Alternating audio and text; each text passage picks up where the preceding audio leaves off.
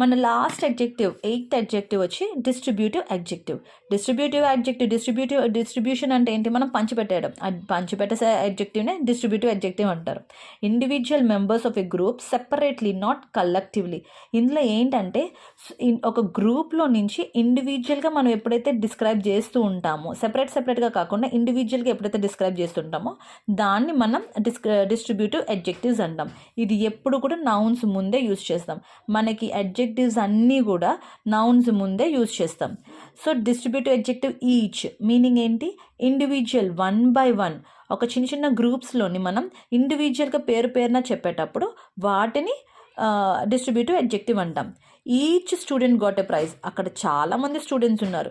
ఆ student each మెంబర్కి praise వచ్చింది. So అందరినీ కూడా మనం డిస్క్రైబ్ చేస్తాం ఈచ్ అన్న వర్డ్తో. ఆ ఈచ్ అనేది distributive adjective.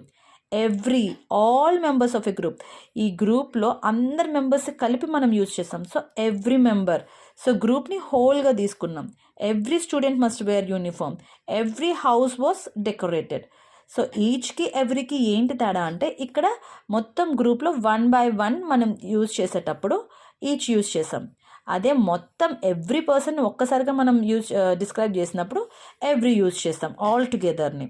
So either refers to 1 of the 2. అంటే ఇప్పుడు 2 ఉన్నాయి, అందులో మనం ఒకటి ఎంచుకోవాలి అనేటప్పుడు ఎయిదర్ని యూజ్ చేస్తాం.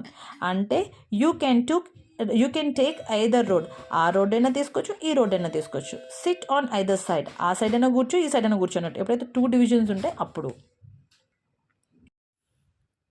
సో నెక్స్ట్ వచ్చేసి neither, not one and not the other. రెండు కూడా ఎప్పుడైతే మనం యూజ్ చేయమో, రెండు కూడా మనకి అవసరం లేదా అప్పుడు. Neither boy is present, neither dress fits me. ఈ నేదర్ యూజ్ చేసేటప్పుడు అది యూజ్ అవుతుంది. ఈచ్ అంటే 1 by 1. Every, all members, either 1 of 2. Neither అంటే నాట్ 1 of 2.